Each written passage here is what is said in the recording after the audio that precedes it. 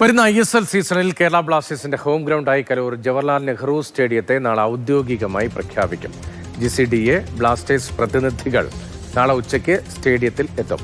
വാടക ഇളവ് നൽകിയാണെങ്കിലും മത്സരം നടത്തുകയാണ് ലക്ഷ്യമെന്ന് GCDA ചെയർമാൻ പറഞ്ഞു. ബിനിൽ വിവരങ്ങളുമായി. ബിനിൽ, ഈ ISL സീസണിൽ കേരള ബ്ലാസ്റ്റേഴ്സിന്റെ ഹോം ഗ്രൗണ്ടായി കലൂർ ജവഹർലാൽ സ്റ്റേഡിയത്തെ പ്രഖ്യാപിക്കുന്ന ചടങ്ങിലേക്ക് കടക്കുകയാണ്. സാഹചര്യങ്ങളൊക്കെ അനുകൂലമാണോ? രതീഷ്, ഇന്നലെ രാത്രി ബ്ലാസ്റ്റേഴ്സ് ആണ് തങ്ങൾ ഹോം ഗ്രൗണ്ടായി ജവഹർലാൽ നെഹ്റു സ്റ്റേഡിയത്തെ വീണ്ടും തീരുമാനിച്ചിരിക്കുന്നുവെന്ന വിവരം കൈമാറിയത്.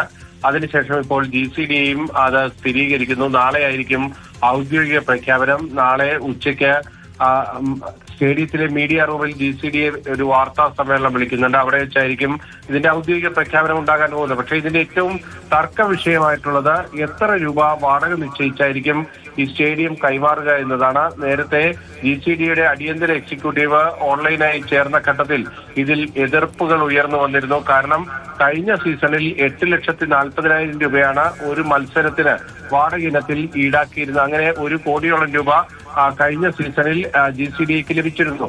ഇതിനിടയിൽ കഴിഞ്ഞ 2 സീസണിലായി ഏതാണ്ട് 40 ലക്ഷത്തോളം രൂപ ബ്ലാസ്റ്റേഴ്സ് കുടിശ്ശിക വരുത്തിയിട്ടുണ്ട് എന്നാണ് GCDAയുടെ ഉദ്യോഗസ്ഥർ യോഗത്തെ അറിയിച്ചത്. അത് ഈടാക്കേണ്ടതുണ്ട്. അതോടൊപ്പം തന്നെ 1 കോടി രൂപ നേരത്തെ കരുതൽ ധനമായി ബ്ലാസ്റ്റേഴ്സിൽ നിന്ന് വാങ്ങിവെച്ചിരുന്നു.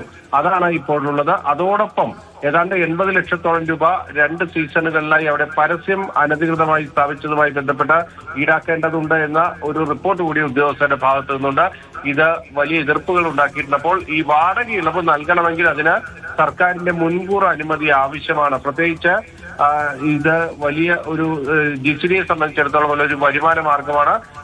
ആ വരുമാനം കുറച്ചുകൊണ്ട് ഇത് മത്സരം നടത്തുക എന്ന് പറയുമ്പോൾ സർക്കാരിന്റെ അനുമതി ഇല്ല എങ്കിൽ അതിൽ പിന്നീട് വിജിലൻസിന്റെ അന്വേഷണമോ മറ്റ് നടപടികളോ വന്നു കഴിഞ്ഞാൽ ഇതിൽ തീരുമാനമെടുത്തവർക്ക് ഉത്തരവാദിത്തം ഉണ്ടാകും. അതുകൊണ്ടാണ് സർക്കാരിന്റെ അനുമതിയിലേക്ക് പോകണം എന്നൊരു നിർദ്ദേശം ഉയർന്നു വന്നിരിക്കുന്നത്. എന്തായാലും നാളെ ഇക്കാര്യത്തിൽ ഒരു വ്യക്തത കൈവരികയും ചെയ്യും.